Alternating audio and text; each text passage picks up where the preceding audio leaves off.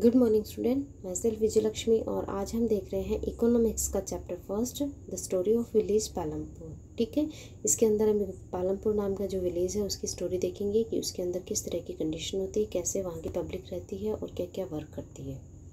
ठीक है, तो हम स्टार्ट करते हैं चैप्टर विलेज पालमपुर। ठीक है, अब ये देखते हैं विलेज पालमपुर जो है वो क्या है।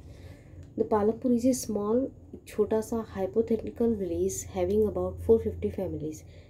पालमपुर जो है वो एक छोटा सा हाइपोथेटिकल्स विलेज है। ठीक है, हाइपोथेटिकल का मतलब होता है वो एक्चुअल में है नहीं, जैसे हमारे यहाँ विलेजेस होते हैं ना, वैसे एक्चुअल विलेज नहीं है ये, एक इमेजनरी, ये जो चैप्टर के अकॉर्डिंग इसको एक इमेज करके बनाया गया है। ठीक है, एक नाम दिया गया है।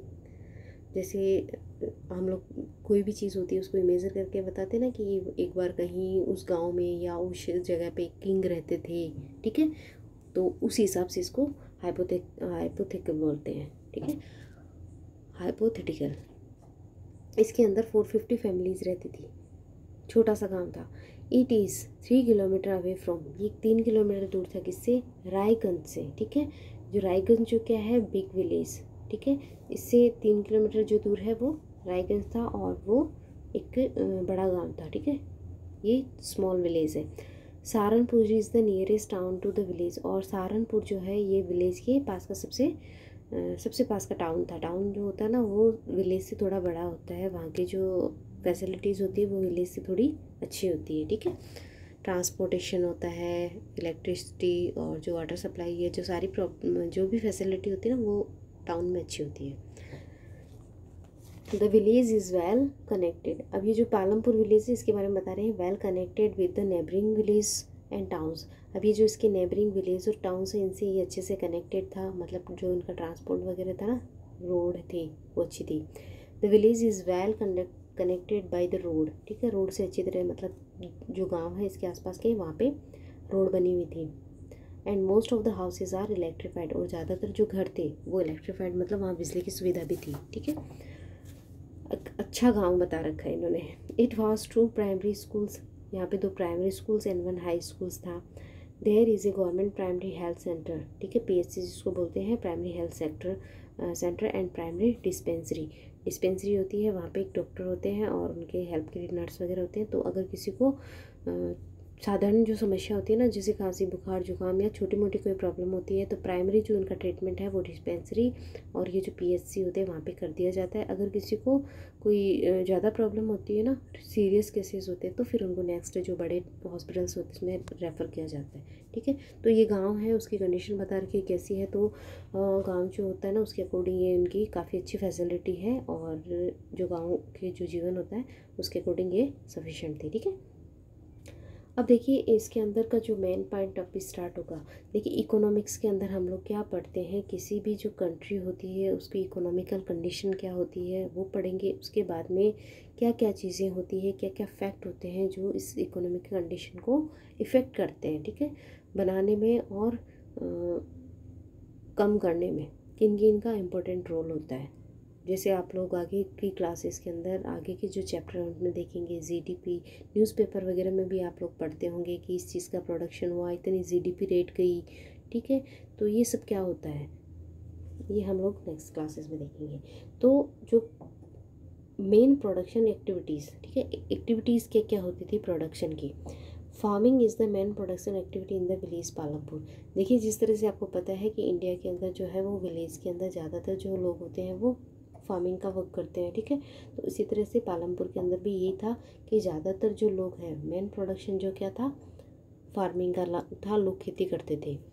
Most of peoples are depend on farming for their livelihood, और जो ज़्यादातर जो लोग थे वो अपने जीवन के लिए, अपने जीवन यापन के लिए, अपनी ज़रूरतों को पूरा करने के लिए ये फार्मिंग पे ही डिपेंड थे। ठीक है, खेती करते थे और उनका जो काम था उससे चल जाता था। Non farming activities such is, देखिए ये आपको अंडरलाइन करना है अपने बुक के अंदर, देखने कि नॉन फार्मिंग एक्टिविटीज़ कौन कौन सी होती हैं। डेयरी, जैसे मिल्क प्रोडक्ट वगैरह होते हैं ना। स्मॉल स्केल मैन्युफैक्चरिंग, जिसको छोटे छोटे लोग हैं अपने लेवल पे छोटी छोटी एक्टिविटी करते थे, जैसे कि कोई चीज़ का प्रोडक्शन करना, किसी चीज़ को बनाना। तो एक्टिविटीज़ ऑफ वेवर्स, जो बुनाई करने वाले थे वो कपड़े और धागे वगैरह बनाते थे, और पोर्टर्स थे वो मटके या फिर कोई और पोर्ट्स बनाते थे। ठीक है, तो ये स्मॉल स्केल पे प्रोडक्शन भी करते थे। ट्रांसपोर्ट, जैसे इनके पास में गाड़ी और बैलगाड़ी और होती थी, तो वहाँ से एक जगह से दूसरी जगह वो सामान को कैरी करने के में काम आता था, ठीक है। Carried out on the limited scale, तो ये सारी चीज़ें, ये फैसिलिटीज़ उस गांव के अंदर थी। वहाँ के लोग थे वो एग्रीकल्चर पे डिपेंड थे, और नॉन फार्मिंग के अंदर वो डेयरी, स्मॉल स्केल मैन्युफैक्चर्स और ट्रांसपोर्ट का वर्क करते थे। उसके बाद में फैक्टर ऑफ प्रोडक्शन। अब जो भी प्रोडक्शन होता है, मतलब कोई भी चीज़ हम लोग प्रोडक्ट करते हैं, किसी भी चीज़ को बनाते हैं, तो उसके लिए फैक्टर क्या क्या चीज़ें होती हैं उनकी ज़रूरत पड़ती है, या जिसको बोलते हैं requirement of for production of good and service. Goods होते हैं जो हमारे डेली नीड्स की जो भी ज़रूरत की चीज़ें होती है, सामान जिसको बोलते हैं हम लोग डेली लाइफ में कुछ ना कुछ चीज़ें यूज़ करते हैं ना, तो वो सारी गुड्स में आती है। और सर्विसेज होती है जो हम किसी से सर्विस लेते हैं, सेवा लेते हैं, ठीक है। जैसे डॉक्टर्स होते हैं, ठीक है, टीचर्स होते हैं, डॉक्टर्स होते हैं, ये सारे हमको सर्विस प्रोवाइड करवाते हैं, तो ये सर्विसेज के अंदर आता है। और गुड्स जो हम लोग डेली यूज़ में थिंग्स यूज़ लेते हैं, तो इन सब की जो प्रोडक्शन होती है उसके लिए मेन फैक्टर क्या क्या होते हैं, किन चीज़ों की ज़रूरत पड़ती है। Land, labour and the capital R basic requirement of production of goods and services, ठीक है। तो ये लाइन बहुत इंपॉर्टेंट है। देखिए, प्रोडक्शन की जो बेसिक ज़रूरतें क्या है, लैंड है, लेबर है और कैपिटल है, ठीक है। तो ये जो तीन चीज़ें होती है, इनसे कोई भी जो प्रोडक्शन होता है वो स्टार्ट होता है और कंप्लीट होता है। Which are popularly known as factor of production, ठीक है। इनको फैक्टर ऑफ प्रोडक्शन के नाम से जाना जाता है। तो ये सीधा सीधा देखिए आपके यहाँ से क्वेश्चन बन जाता है।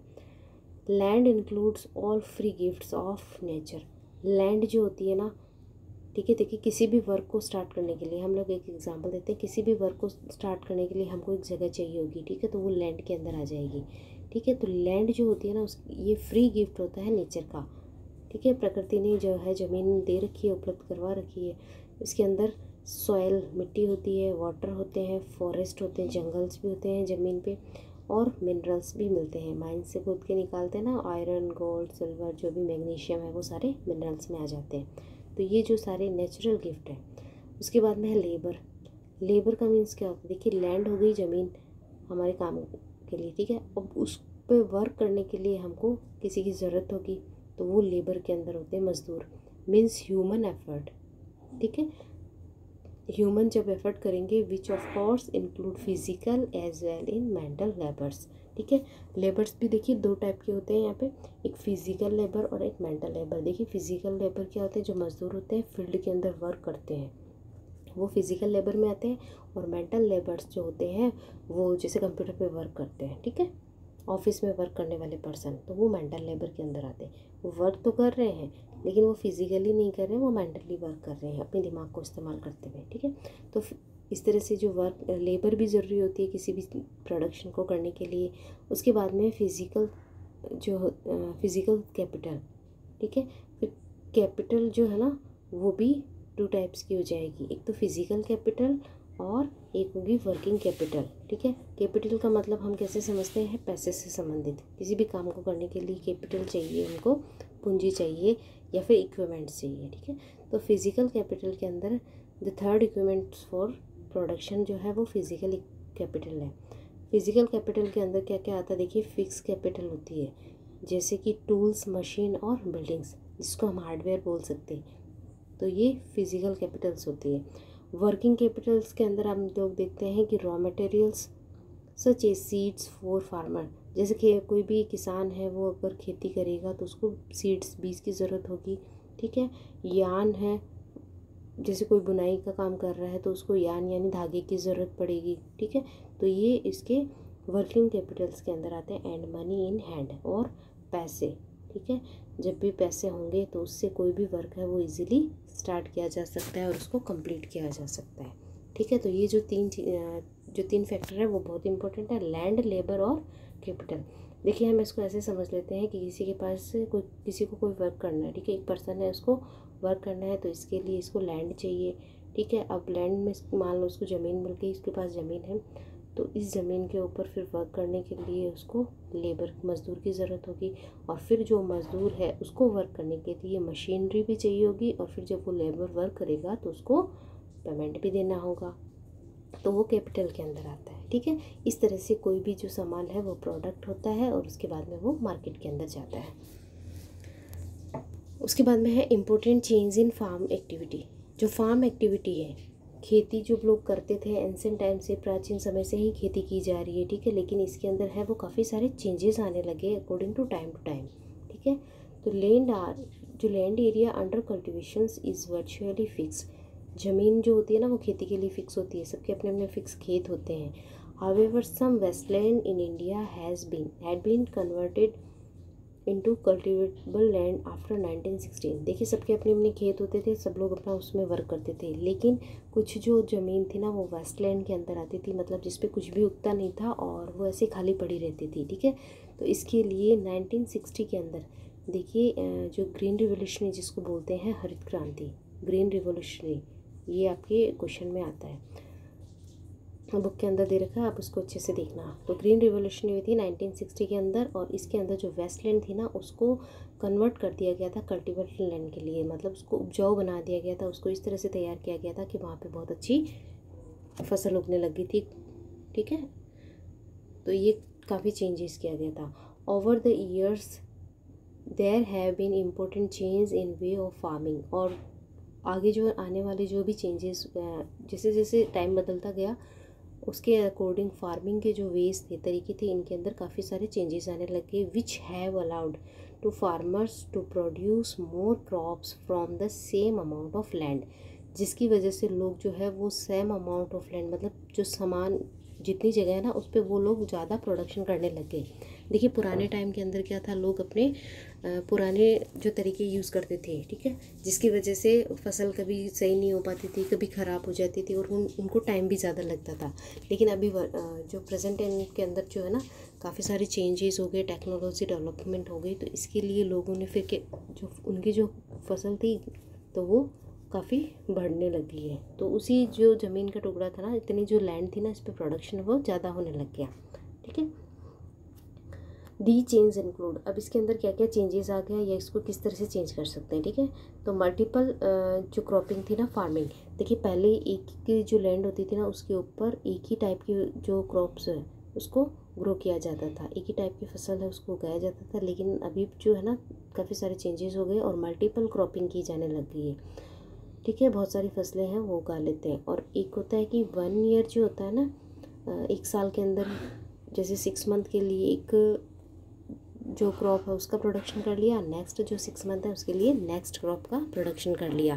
क्योंकि देखिए पहले जो खेती होती थी वो ओनली रेन पे डिपेंड होती थी, बरसात होती थी तो लोग उगा लेते थे फसल और उसके हिसाब से जो भी प्रोडक्शन होता था वो उसका यूज़ कर लेते थे। बट प्रेजेंट टाइम के अंदर क्या होता है कि अगर मान लेते हैं कहीं पे अच्छी बरसात नहीं होती है, अच्छी रेन नहीं होती है, तो उसकी जगह लोग जो है वो इरिगेशंस जो है उसका यूज़ करते हैं, सिंचाई करते हैं और अपनी जो प्रोडक्शन है उसको बढ़ाते हैं, ठीक है। और पहले जो सारा वर्क है वो मैन्युअली करना पड़ता था, और आजकल जो है वो मशीनरी है यूज़ आने लगी, तो ये काम इजीली भी हो जाता है और जो टाइम बचता है उसमें लोग है वो एक्स्ट्रा वर्क भी कर लेते हैं। तो एक तो मल्टीपल क्रॉपिंग फार्मिंग हो गई और use of modern farming method. तो देखिए मॉडर्न फार्मिंग मेथड के अंदर यही आता है, मशीनरी का यूज़ करना, इरिगेशन करना, ठीक है, जो गुड क्वालिटी के जो बीज होते हैं ना, अच्छी क्वालिटी के सीड्स है उनका यूज़ करते हैं। उसके बाद में वो मैन्यूर डालते हैं और जो फर्टिलाइज़र्स होते हैं, जैसे फसल ख़राब होती है, उनको दिखता है कि फसल ख़राब हो रही है तो वो स्प्रे वगैरह कर देते हैं, ठीक है, तो फर्टिलाइज़र वगैरह करना। तो ये जो सारा चीज़ें हैं इनकी वजह से काफ़ी जो है वो प्रोडक्शन बढ़ गया है, ठीक है।